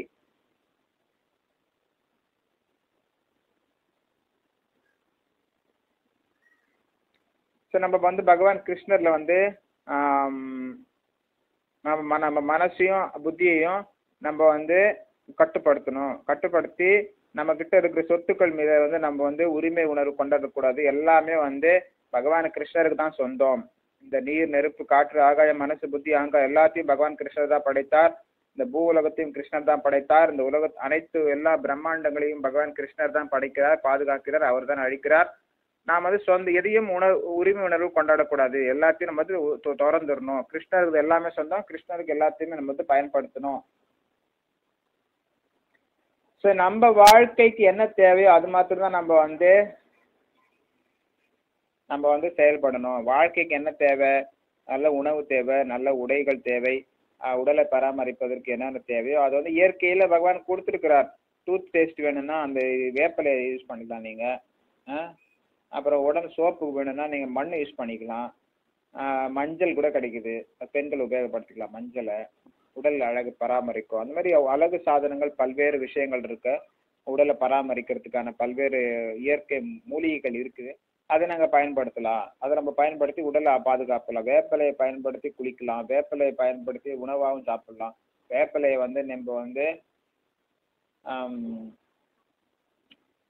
நம்ம மருத்துவமாக கூட நம்ம உபயோகப்படுத்திக்கலாம். அது மாதிரி நம்ம களிமண்ணை உபயோகப்படுத்தி குளிக்கலாம். மண்ணை உபயோகப்படுத்தி குளிக்கலாம். அது உடலை தூய்மையாக வச்சுக்கும். அப்படி பார்த்தீங்கன்னா எல்லா விஷயத்தையும் பார்த்தீங்கன்னா இயற்கையில பகவான் கொடுத்துருக்கிறார். சோப்பு கூட வேண்டாம், பேஸ்ட் கூட வேண்டாம், எல்லாமே இயற்கையாக பகவான் கொடுத்துருக்கிறார். அதை வச்சு நம்ம உடலை பராமரிக்கணும். அப்புறம் பார்த்தீங்கன்னா அடுப்பு கறியை நம்ம உபயோகப்படுத்தி குளிக்கலாம். அப்புறம் பார்த்தீங்கன்னா அது பல்படியாக உபயோகப்படுத்துகிறாங்க அடுப்பு கறியை, அதையும் குளிக்கலாம். அப்புறம் பார்த்தீங்கன்னா உங்களுக்கு மாட்டு சாணியை அதை நீங்கள் எரிச்சிங்கன்னா அதில் சாம்பல் வரும், அதை கூட நீங்கள் பயன்படுத்தலாம். பல்படியாக பயன்படுத்தலாம். உடலுக்கும் நீங்கள் சோப்பை கூட பயன்படுத்திக்கலாம். அது மாதிரி பல்வேறு விஷயத்த வந்து உடல் சோப்புக்காக பல்வேறு விஷயங்கள் இருக்குது. அதில் நீங்கள் மாட்டு சாணத்திலே சோப்பு தயாரிக்கலாம், அதே பயன்படுத்தலாம். இயற்கையாகவே எல்லாமே கிடைக்குது உங்களுக்கு. பால்லேருந்து நெய், வெண்ணெய், தயிர், எவ்வளவோ எல்லாம் நீங்கள் அது கிடைக்குது, அது நீங்கள் பயன்படுத்திக்கலாம். அப்போ இயற்கையான வாழ்க்கையை நம்ம வாழ வேண்டும், செயற்கையான வாழ்க்கையை தவிர்க்க வேண்டும்.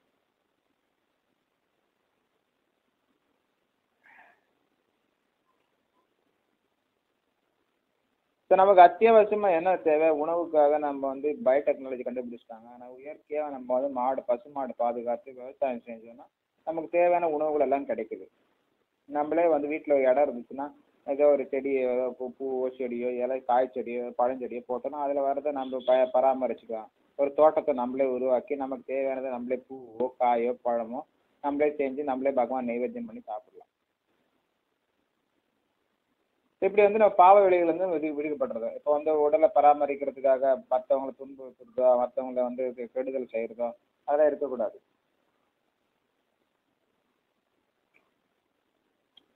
ஸோ குள்ளூர் என்ன எதிர்க்காருன்னு பார்ப்போம்.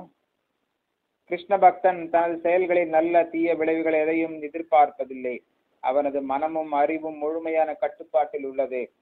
நான் பரமனின் அம்சம் என்பதால் என்னால் செய்யப்படும் செயல்கள் உண்மையில் என்னால் செய்யப்படுபவை அல்ல, என் மூலமாக பரமனால் செய்யப்படும் செயல்களே என்பதை அவன் அறிவான். கை நகரும் போது அது கையின் சுய விருப்பத்தினால் அல்ல, முழு உடலின் முயற்சியினாலேயே அது நகருகிறது. சுய புலனுகர்ச்சியில் ஆர்வமில்லாத கிருஷ்ண பக்தன் எப்போதும் பரமனின் ஆவலுடன் இணைந்துள்ளான். ஓர் இயந்திரத்தின் பாகத்தை போல் அவன் செயல்படுகிறான். இயந்திரத்தின் பகுதி எவ்வாறு எண்ணெயிடப்பட்டு சுத்தமாக்கப்பட்டு பராமரிக்கப்படுகிறதோ அதுபோல கிருஷ்ண பக்தனும் பகவானின் திவ்யமான தொண்டில் ஈடுபடுவதற்காக தனது செயல்களால் தன்னை பராமரித்துக் கொள்கிறான். எனவே அவன் தனது முயற்சிகளின் விளைவுகளால் பாதிக்கப்படுவதில்லை. ஒரு மிருகத்தை போல அவனது உடல் கூட அவனுக்கு சொந்தமானது கிடையாது. மிருகத்தின் சொந்தக்காரன் சில சமயங்களில் தனது மிருகத்தை கொடூரமாக கொன்றாலும் அது எதிர்ப்பதில்லை. உண்மையில் அத்தகைய சுதந்திரம் ஏதுமில்லை. தன்னுணர்வில் முழுமையாக ஈடுபட்டுள்ள கிருஷ்ண பக்தனுக்கு எந்த பௌதிக பொருளின் மீதும் பொய் உரிமை கொண்டாடுவதற்கு நேரம் இல்லை. உடலையும் ஆத்மாவையும் தக்க வைத்துக் கொள்வதற்காக அநியாயமான வழிகளில் செல்வம் சேர்க்கும் அவசியமும் அவனுக்கு இல்லை. எனவே இத்தகைய பௌதிக பாவங்களால் அவன் களங்கம் அடைவதில்லை. தனது செயல்களின் எல்லா விளைவுகளிலிருந்தும் அவன் விடுதலை பெற்றவன் ஆவான். ஸோ நான் ஏற்கனவே சொன்ன மாதிரி எல்லாமே பகவான் கிருஷ்ணருக்கு நம்ம செய்யணும். நம்ம வந்து எது செஞ்சாலும் பகவான் கிருஷ்ணரின் ஆணைப்படி தான் நம்ம செய்யறோம்னு நினைச்சிட்டு செய்யணும். ஆனா அவரின்றி ஒரு அணுவும் அசையாது. ஸோ இந்த உலகத்துல அனைத்தும் பாதுகாக்கப்படுவது அவர் தான், அழிக்கிறதும் அவர் தான், உருவாக்குறதும் அவர் தான். நம்ம வந்து ஒரு சிறு கருவி மட்டும்தான். ஸோ அதனால வந்து நம்ம வந்து எதுவுமே வந்து தைரியமா நமக்கு என்ன விதிக்கப்பட்டிருக்கோ அதை நம்ம செயலை செய்யணும். நம்ம என்ன குணத்துல இருக்கிறோமோ, என்ன வர்ணாசிரம முறைப்படி நம்ம என்ன பிராமணர்களா இருக்குமோ, சத்திரியர்களா இருக்கோம், வைஷ்யர்களா இருக்கோம், சூத்திரர்களா இருக்குமோ, அது என்ன நம்ம கர்மா இருக்கோ அந்த கர்ம வினைப்படி நம்ம செயல்படணும். அடுத்தது யத்ருச்சய லாப சந்துஷ்டோ துவந்த்வதீதோ விமத்சரஹ சமஹ சித்தா அசித்தௌ ச கிருத்வாபி ந நிபத்யதே. எவனொருவன் தனாக வரும் லாபத்தில் திருப்தி அடைந்து இருமையிலிருந்து விடுபட்டு பொறாமையேற்று வெற்றி தோல்விகளில் நிலைத்து செயலாற்றுகின்றானோ அவன் செயல்களை செய்யும் போதிலும் ஒருபோதும் பாதிக்கப்படுவதில்லை. ஸோ இப்போ பார்த்தீங்கன்னா இந்த உலகத்தில் பார்த்தீங்கன்னா நண்பர்கள், எதிரிகள், லாபம், நஷ்டம் அப்படி ஏதாவது வந்துட்டே தான் இருக்கும். ஸோ இந்த மாதிரி இருமையாக இருக்கும். இன்பம், துன்பம், நண்பர்கள், எதிரிகள், லாபம், நஷ்டம், அந்த மாதிரி பல்வேறு விஷயங்கள் வந்துட்டே தான் இருக்கும். அதில் வந்து நம்ம வந்து அதை பாதிக்கப்படக்கூடாது. நம்ம வந்து யார் மேலேயும் பொறாமைப்படக்கூடாது. வெற்றி பெற்றாலும் தோல்வி அடைஞ்சாலும் நம்ம கடமை செஞ்சுட்டே போகணும். அப்படி நம்ம செய்யறப்ப வந்து நம்ம வந்து அதுல வந்து நம்ம பாதிக்கப்படுறது இல்லை. பொருளை என்ன எதிர்க்காருன்னு பார்ப்போம். கிருஷ்ண பக்தன் தனது உடலை பராமரிப்பதற்காக கூட பெருமுயற்சி ஏதும் செய்வதில்லை. தானாக அடையப்படும் லாபங்களில் அவன் திருப்தியாக கொள்கிறான். அவன் கடன் வாங்குவதும் இல்லை, யாசகம் கேட்பதும் இல்லை. ஆனால் தனது சக்திக்கேற்றவாறு நியாயமாக உழைத்து தனது நேர்மையான வேலையினால் கிடைப்பதை வைத்து திருப்தி அடைகின்றான். எனவே அவன் தனது வாழ்வில் சுதந்திரமாக உள்ளான். மற்றவர்களது சேவை கிருஷ்ணருக்கான தனது சேவையில் தடையாக இருப்பதை அவன் அனுமதிப்பதில்லை. இருப்பினும் அவன் கிருஷ்ணரின் தொண்டிற்காக பௌதிக உலகின் இருமைகளால் பாதிக்கப்படாமல் எந்த ஒரு செயலிலும் பங்கேற்க முடியும். வெப்பம், குளிர், இன்பம், துன்பம் போன்றவற்றால் ஜட உலகின் இருமைகள் உணரப்படுகின்றன. கிருஷ்ண பக்தன் இருமைக்கு அப்பாற்பட்டவன். ஏனெனில் கிருஷ்ணரின் திருப்திக்காக அவன் எதையும் செய்ய தயங்குவதில்லை. எனவே அவன் வெற்றி தோல்வி இரண்டிலும் ஸ்திரமாக உள்ளான். உன்னத அறிவில் முழுமையடையும் போது இந்த அறிகுறிகளை காணலாம். ஸோ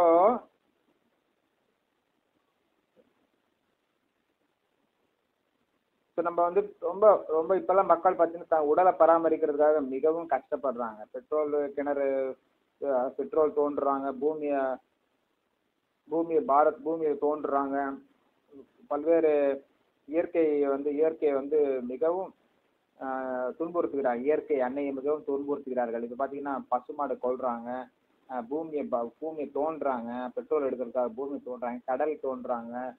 ஆராய்ச்சின்ற பேர்ல வந்து பல்வேறு விஷயத்தை செய்யறாங்க. அணு ஆராய்ச்சி செய்யறாங்க,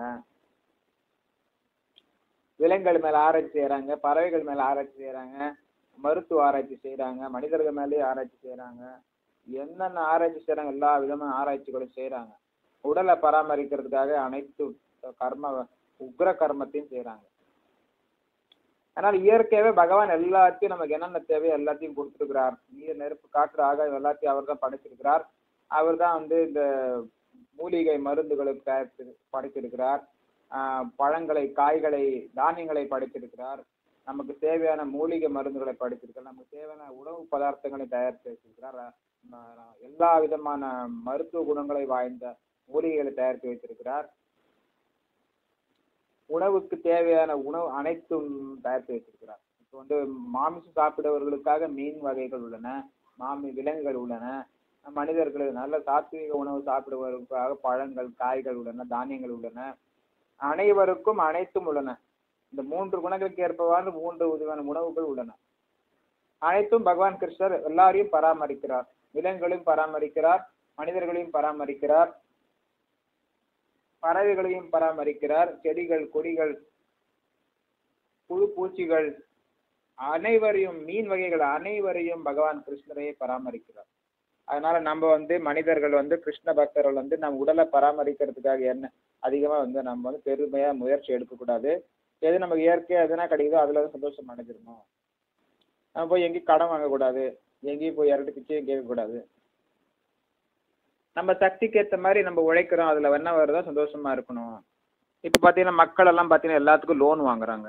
வீடு கட்டுறதுக்கு லோன் வாங்குறாங்க, வண்டி வாங்குறதுக்கு லோன் வாங்குறாங்க, கல்யாணத்துக்கு லோன் வாங்குறாங்க, படிக்கிறதுக்கு லோன் வாங்குறாங்க, வேலை செய்யறதுக்கு லோன் வாங்குறாங்க, வேலை செஞ்ச பிறகு ப்ரமோஷனுக்கு லோன் வாங்குறாங்க, பிஸ்னஸ் செய்யறதுக்கு லோன் வாங்குறாங்க, பிஸ்னஸ் எக்ஸ்பேன்ஷனுக்கு லோன் வாங்குறாங்க. அந்த மாதிரி எல்லாத்துக்கும் லோன் வாங்கி கடன்காரனாவே இருக்கிறாங்க. கடன் தீர்க்க முடியலன்னா தூக்க மாட்டேங்கிறாங்க, சூசைட் பண்ணிக்கிறாங்க. ஸோ அந்த மாதிரி இது வந்து ஒரு செயற்கையான வாழ்க்கை முறை. கடன் எல்லாமே கடனாக வாங்கிருக்காங்க. வண்டி வாங்குறாங்க, கடனை வாங்குறாங்க, டிவி வாங்குறாங்க, கடனாக வாங்குறாங்க, மொபைல் வாங்குறாங்க, கடனாக வாங்குறாங்க, என்ன ஃப்ரிட்ஜு, மிக்சி, வாஷிங் மிஷின் எது வாங்கினாலும் கடனாக வாங்கிடுறாங்க. எல்லாம் கடன்காரங்கிட்ட கடைசியில் எல்லாத்தையும் இழந்துட்டு ஐயோன்னு வந்து கடைசியில் நிற்கிறாங்க. அதனால் கடன் வாங்கிட்டோன்றதுனால பல்வேறு தவறான விஷயங்களும் செய்கிறாங்க. கடன் தீர்க்கணுமே, கடன் கொடுக்கணுமேன்ற டென்ஷன்லேயே இருக்கிறாங்க. எப்பவுமே தவறான விஷயத்தையும் செய்கிறாங்க. நல்லது கெட்டதுன்னு பார்க்கறது இல்லை, எல்லா தவறான விஷயத்தையும் செய்கிறாங்க. அப்படி இருக்கக்கூடாது. அதுக்கு அடுத்தது பார்த்தீங்கன்னா கத சங்கஸ்ய முக்தஸ்ய ஞானாவஸ்தித சேதசः யஜ்ஞாயாச்சரதः கர்ம சமக்ரம் பிரவிலீயதே.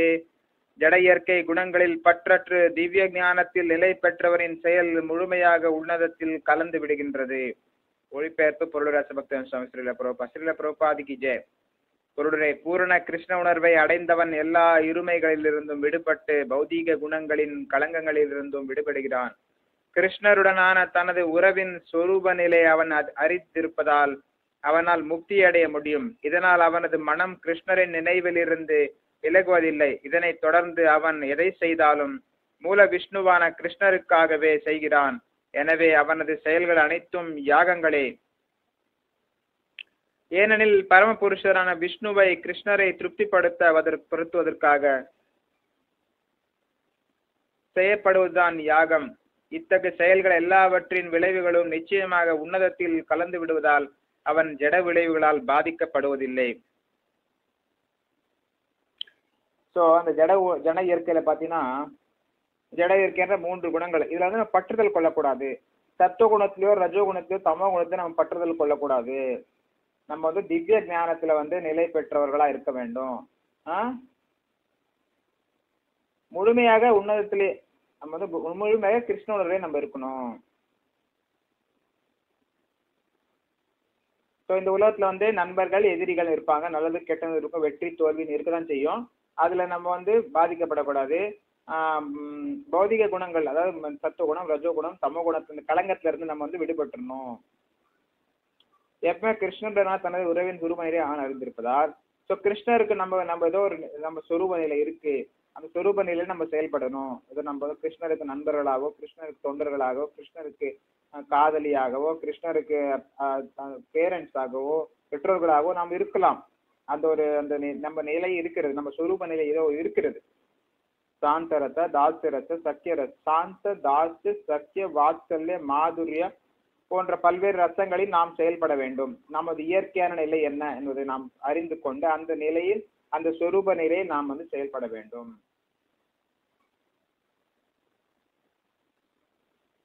இதனால் அவனது மனம் கிருஷ்ணரின் நிலையிலிருந்து விலகுவதில்லை. அப்படி நம்ம வந்து கிருஷ்ணர் மேல நம்ம வந்து நம்ம மனசு வைக்கிறப்ப வந்து அதுல இருந்து நம்ம விலகக்கூடாது. அப்புறம் வந்து நம்ம எது செஞ்சாலும் வந்து பாத்தீங்கன்னா விஷ்ணுக்காக தான், கிருஷ்ணருக்காக நம்ம செய்யணும். எல்லாம் நம்ம எது செஞ்சாலும் கிருஷ்ணருக்காக யாகம் செய்யற மாதிரி செய்யணும். எது செஞ்சு சாப்பாடு செஞ்சாலும் பகவான் கிருஷ்ணருக்காக நம்ம செய்யணும். வீட்டை அலங்காரம் பண்றோமா, பகவான் கிருஷ்ணருக்கு ஆரத்தி எடுக்கிறோமா, பூ அலங்காரம் பண்றோமா, எல்லாமே கிருஷ்ணருக்காக நம்ம செய்யணும். இந்த மாதிரி நம்ம பௌதிக விஷயத்துல நம்ம வந்து பாதிக்கப்படக்கூடாது. அப்பதான் நம்ம வந்து ஆன்மீக லோகத்தை நோக்கி பயணம் செய்யறோம்.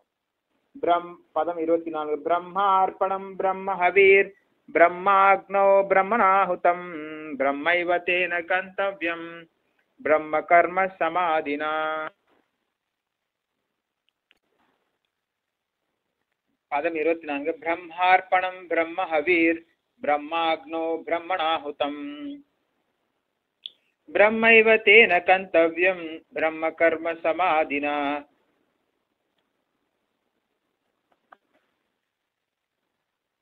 மொழிபெயர்ப்பு பொருளுரை பக்திவம்சம் ஸ்ரீல பிரபுபாத் ஜெய். கிருஷ்ண உணர்வில் முழுமையாக ஆழ்ந்திருப்பவன் நிச்சயமாக ஆன்மீக உலகை அடைவான். ஏனெனில் அவன் ஆன்மீக செயல்களுக்காக தன்னை முழுமையாக சமர்ப்பித்துள்ளான். பிரம்மனை இலக்காக கொண்ட இச்செயல்கள் அதே ஆன்மீக செயற்கையின் மூலம் அர்ப்பணிக்கப்படுவதாகும். ஸோ நம்ம கிருஷ்ணர் உணர்வில் நம்ம முழுமையா ஆழ்ந்துட்டோம்னா நம்ம கண்டிப்பா வந்து ஆன்மீக உலகத்தை அடையலாம்.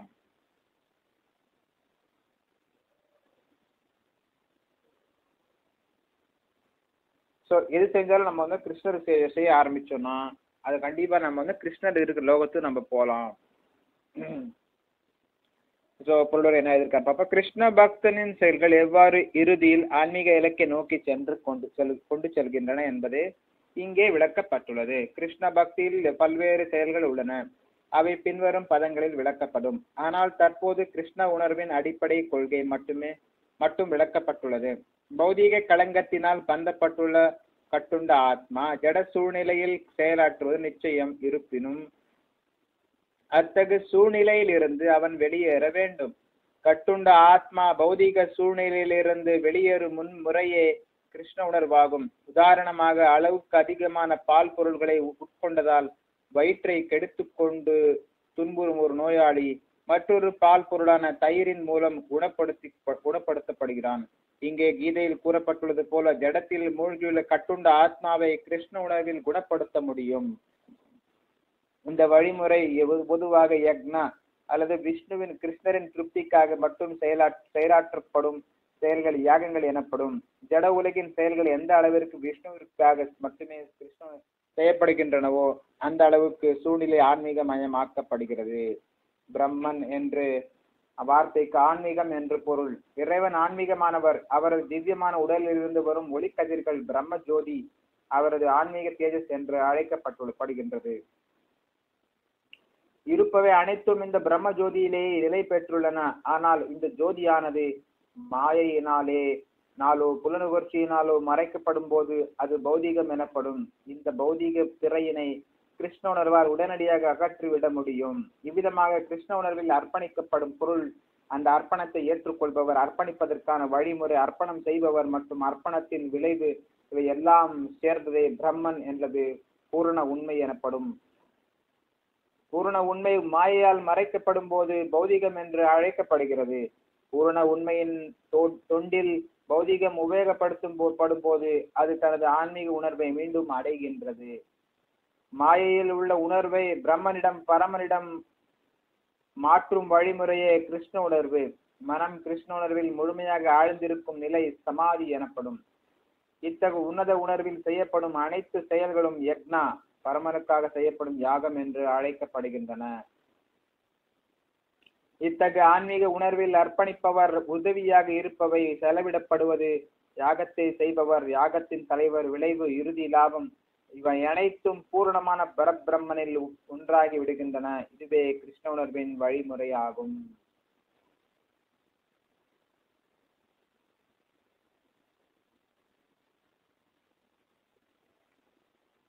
நம்ம எது செஞ்சாலும் நம்ம கிருஷ்ணருக்காக செய்ய ஆரம்பிச்சோம்னா நம்ம இந்த கர்ம வினைகள்ல இருந்து விடுபட்டு ஆன்மீக உலகத்தை நோக்கி நம்ம பயணிக்கலாம். இப்ப எல்லாம் பல்வேறு மாயாவாதிகள், கிருஷ்ணர்கள் அபராதிகளான மாயாவாதிகள் எல்லாமே அவங்க சுய திருப்திக்காக செய்யறாங்க, அவங்க பேர் புகழுக்காக செய்யறாங்க. இப்போ பல்வேறு ஆசிரமங்கள் அமைக்கிறாங்க, பல்வேறு தொண்டு நிறுவனங்களை அமைக்கிறாங்க. எல்லாமே பொது தொண்டுன்னு சொல்றாங்க. பகவானுக்கு தான் தொண்டு செய்யணுமே தவிர பொது தொண்டுன்றது பகவானை தவிர்த்து செய்யக்கூடாது. பகவான் செய்யற தொண்டை செய்ய செய்ய செய்ய மக்களுக்கும் அந்த பலன் கிடைக்கும். ஒரு செடிக்கு நீங்க தண்ணி ஊத்தணும்னா ஒவ்வொரு இலையோ கிளையோ பழமோ காயோ பூக்கோ நம்ம ஊத்தக்கூடாது. டைரக்டா எடுத்து போய் நம்ம வேருக்கு தான் தண்ணி ஊற்றணும். அப்பதான் அந்த செடி செழிப்பா இருக்கும். அதே மாதிரிதான் நம்ம கிருஷ்ணருக்கு செய்யக்கூடிய ஒவ்வொரு நல்ல விஷயங்களும் மக்களையும் போய் சேருது. இப்போ நீங்க ஒரு ஊர்ல ஒரு விழா நடத்துறீங்கன்னா, அன்னதானம் பண்றீங்க, அதுல பஜனை வைக்கிறீங்க, நாடகம் வைக்கிறீங்க, அல்லது வேற ஏதாவது ஊர்வலம் கொண்டு போறீங்க, எல்லாமே அந்த ஊரை செழிப்பா வைத்துக்கும். அதனால கோயில்ன்றது மிகவும் முக்கியம். ஒரு ஊர்ல விஷ்ணுவின் கோவில் என்பது மிகவும் முக்கியம். விஷ்ணுவுக்கு செய்யக்கூடிய தொண்டு அந்த ஊரில் இருப்பவர்களே செழிப்பாக வைக்கும். அந்த ஊரில் பக்கத்துல இருக்க அனைவர்களையும் நல்லபடியாக வைக்கும். துஷ்ட தேவதைகள் வராது, துர்தேவதைகள் இருக்காது. துர்தேவதைகளுக்கும் அது நல்ல பலனை கொடுக்கும். சோ நம்மையும் சிறப்பாக நோய் நொடி இல்லாம வாழ்க்கை வாழலாம். எந்த தீய ஆவிகளின் துன்புறுத்தலுக்கும் ஆளாகாமல் நிம்மதியாக வாழலாம். இயற்கை சீற்றங்கள் வராமல் வாழலாம். அந்த ஊரே செழிப்படையும், விவசாயங்கள் செழிப்படையும், தொழில்கள் செழிப்படையும். அதனால கோயில் வழிபாடு என்றது மிகவும் முக்கியம். பகவான் கிருஷ்ணருக்கு செய்யக்கூடிய தொண்டுகள் மிகவும் முக்கியம். பிரம்மோற்சவமோ அல்லது வேற ஏதாவது செயல்பாடுகளோ அனைத்தும் மிக மிக முக்கியம். கோயில் வழிபாடு என்பது மிக மிக முக்கியம். இப்பொழுது பாத்தீங்கன்னா எல்லாத்தையும் நிறுத்திட்டாங்க. இந்த கொரோனா வைரஸ் காரணமா எல்லா நல்ல செயலும் நிறுத்திட்டாங்க. கோயில் வழிபாடு குறைச்சிட்டாங்க, எல்லா விஷயத்தையும் நிறுத்திட்டாங்க. இதனால மக்களுக்கு ஒரு தீய ஆவிகளின் ஆதிக்கம் அதிகமாயிருச்சு.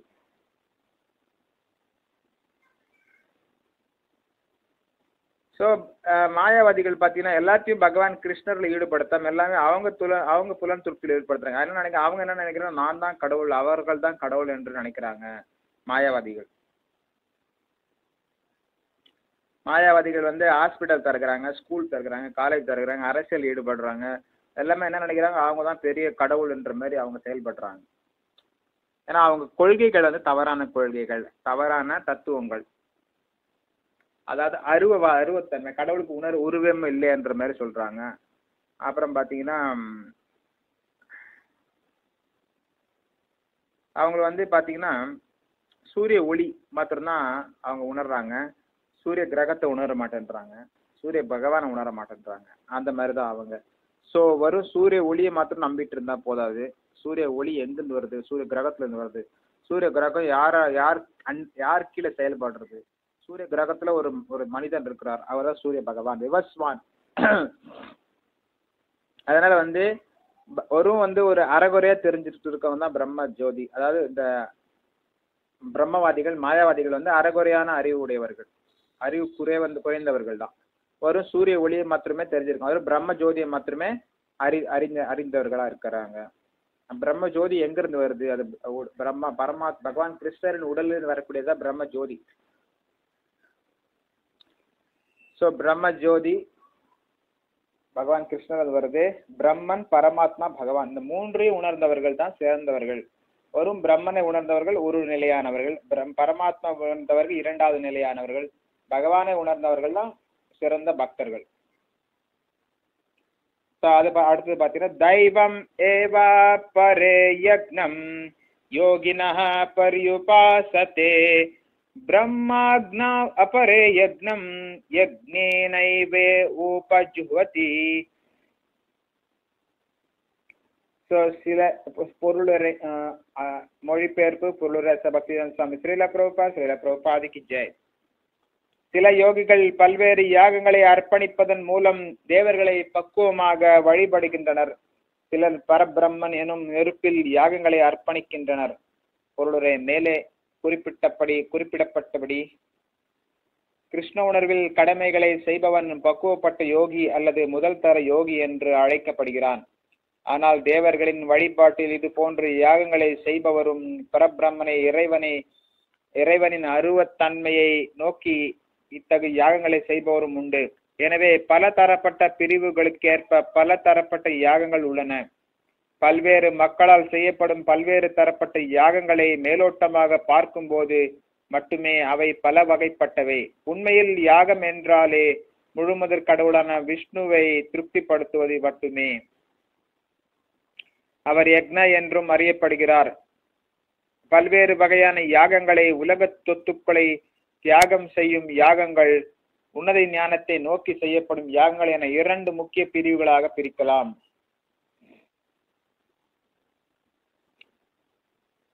கிருஷ்ண உணர்வினர் முழுமுதற் கடவுளின் திருப்திக்காக எல்லா உலக சொத்துக்களையும் துறக்கின்றனர். பிறரோ தற்காலிக பௌதிக சுகத்தை விரும்பி இந்திரன், சூரியன் போன்ற தேவர்களின் திருப்திக்காக உலக சொத்துக்களை துறக்கின்றனர். மேலும் அருவவாதிகளோ அருவ பிரம்மனில் கலப்பதன் மூலம் தங்களது தனித்துவத்தை தியாகம் செய்கின்றனர்.